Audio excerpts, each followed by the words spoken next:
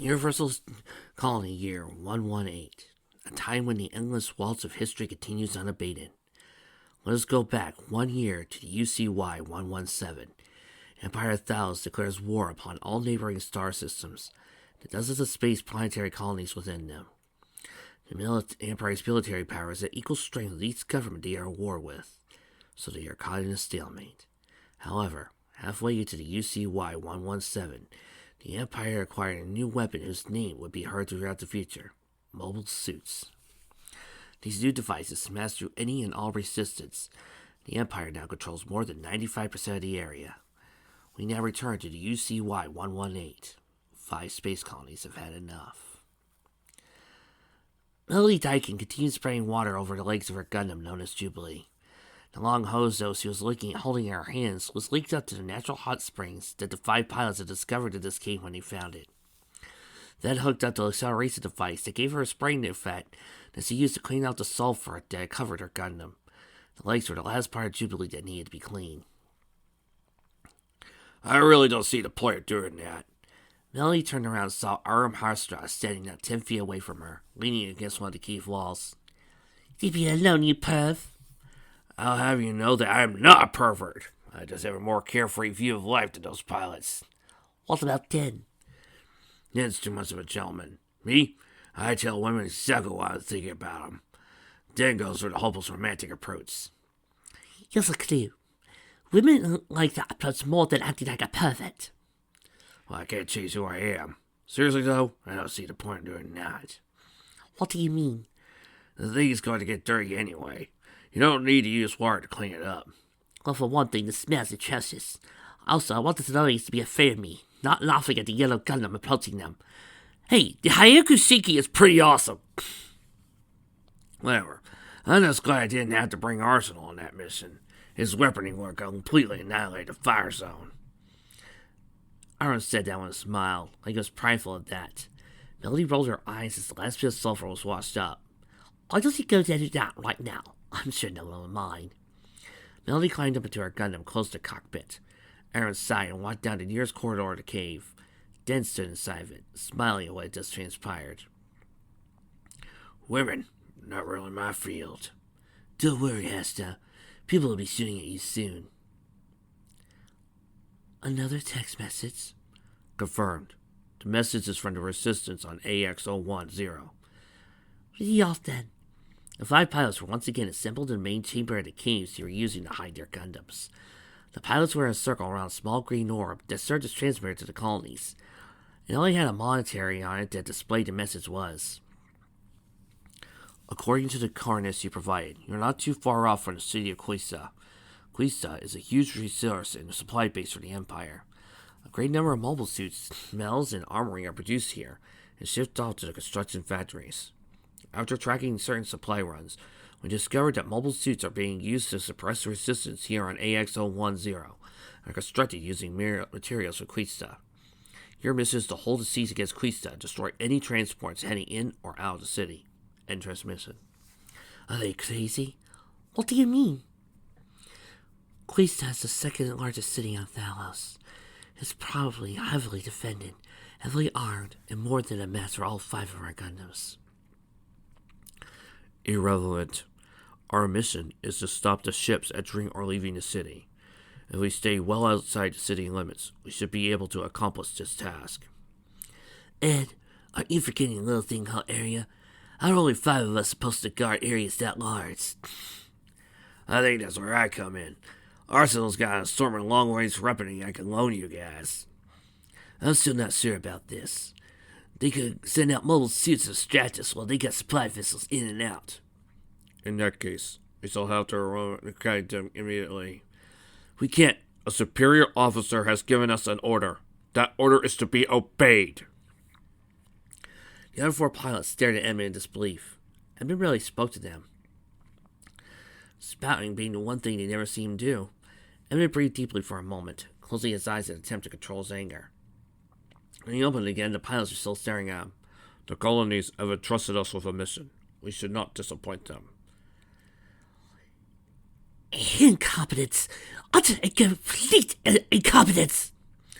I like Edmund Sabumi, Mariana tell us quite often. 5 mobile suits managed to bypass the planetary defense grid, land, and destroy one of my mobile suit factories. This cannot and will not be tolerated. Mariana's assistant, a small man holding a notebook and taking down what Mariana's commands were, shivered in her presence, deeply afraid what the Empress would do to him if he did not obey her every command.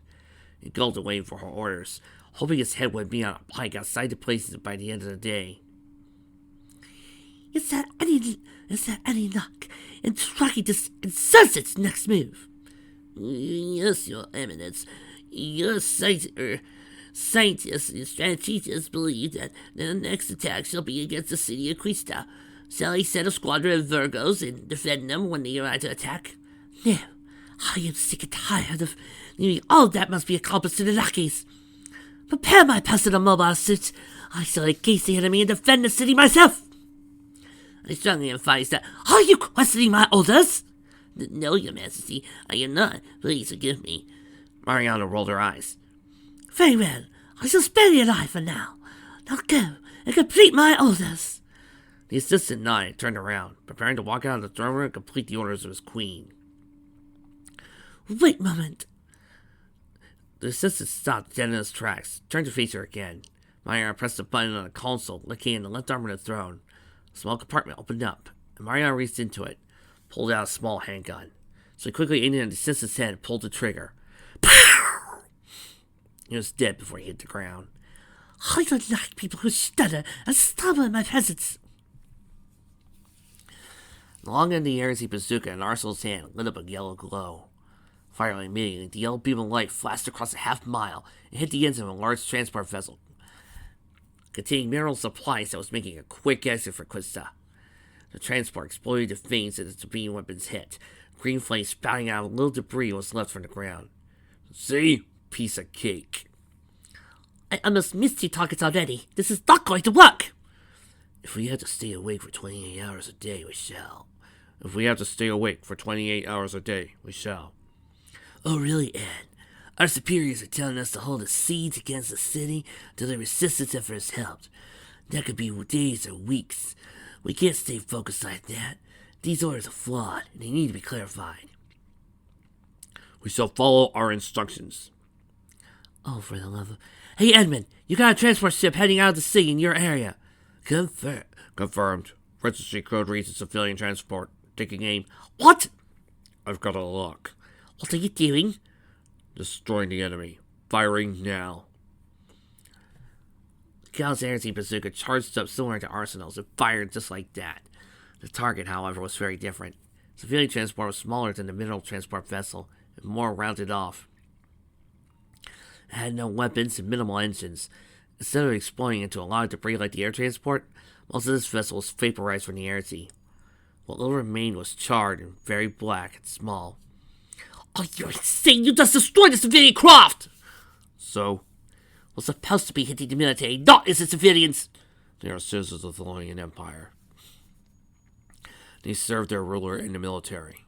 They are targets just as valuable as military transports. No, they're not! They have nothing to do with our war. We can't be killing innocents. They are not innocent. The only good Thelonian is a dead Thelonian. You know, I could totally see this argument in Gundam. You racist bastard! Oh, guy. Racist? You discriminate against all Thelonians, whether they're civilian or military. Here's a clue for you, Eddie. Not all Thelonians are evil. Guys, that's where you're wrong. They are all evil. You morons, you got a mobile suit approaching! Arnold's shouting and snapped Melanie and Edmund out of verbal war. They checked their scanner screens. Confirmed. We've got a mobile suit approaching from the edge of my sector, coming in on the ground. Scans can't confirm an ID code on it. Could be a new model. If it is a new model, it's not like everything I've ever seen before. What do you mean? It's an alloy made out of something I've never seen. Guess we all come together to combat it. Negative. Hold the siege. I can handle it. I strongly advise that here it comes. Trees were being flung outwards from the forest, along with some dirt attached to it, as the mobile suit cleared it, stood on the ground in front of it. It was mostly colored green, legs of bright white. Its arms had large clasps attached to them over normal hands, Let's find out the Gundam Academium alloy was made of. The Gundam Altron. Oh, sure. Oh, sure. Well, Phase Bubble Suit gets described, but I really like to make Gunpla the others. It's a Gundam! You fool, we all have Gundams. The general design does not match specifications of a Gundam, but it's nothing like we have. It's definitely more advanced. Could another colony set one without our knowing? The only opening for a drop was Operation Stardust. We didn't see anything else drop with us. It's charging. Edmund, watch out! Ultron's back engines lit up as it charged Gallant. Gallant responded by leaping into the air, so engines igniting. Ultron rose up with his arms, and his dragon claw shot out. On an instant, Gallant put his shield in the way. The claw slammed to the shield, denting where it had hit. Gallant reached behind his back to his claw retracted to Gallant. Gallant pulled out a grenade launcher and aimed it at Ultron. And he pulled the trigger, releasing a round explosion that shot out and slanted at Ultron. The explosion was momentary, resulting in nothing but minor annoyance as Ultron moved through the smoke. Activating its beam lance and slicing at Gallant, who desperately tried to defend itself. Finally, the beam lance struck home, slicing into a section of the torso near the cockpit. Most of the power was cut to the Gundam, and fell to the ground in front of Ultron. Ultron raised its lance up, preparing to strike down and finish the thing. But a sudden burst of energy hitting it interrupted. It looked over from the east, where Jubilee was rushing at, firing its beam weaponry. However, the weapon had little or no effect on Ultron, but it did prove distracting. Another energy burst, this time from behind, slammed into Ultron. There's some minor damage on its backside. Ultron switched to rear view and saw Arsenal charging with a large energy cannon in his hands. Seeing that Jubilee was in range, Ultron launched another Dragon Claw. Jubilee stopped immediately and put his shield in front of himself with defense.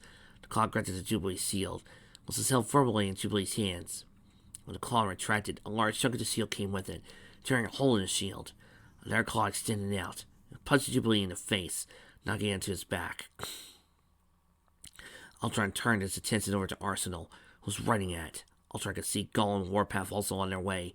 Gollum's armor was already beginning to surround itself. The pilot of the Ultron smiled and activated its jets. It raised the small ceiling it had in front of it, slammed into Arsenal. It was replacing an energy pack for its cannon. Arsenal was knocked onto the ground. Ultron slammed to the edge of the beam lance of Ultron's left leg, cutting power to it. Two energy bursts from Warpath hit Ultron right in the head, knocking it off Arsenal and out of balance. It struggled for a moment as Gollum picked up its disabled Arsenal, while Warpath kept up its energy 2 cannon barrels that rested on its arm, poised at Ultron. Melanie, are you alright? I'm fine. I got Gallant. What do we do now? Tactical retreat. We're no match for that thing.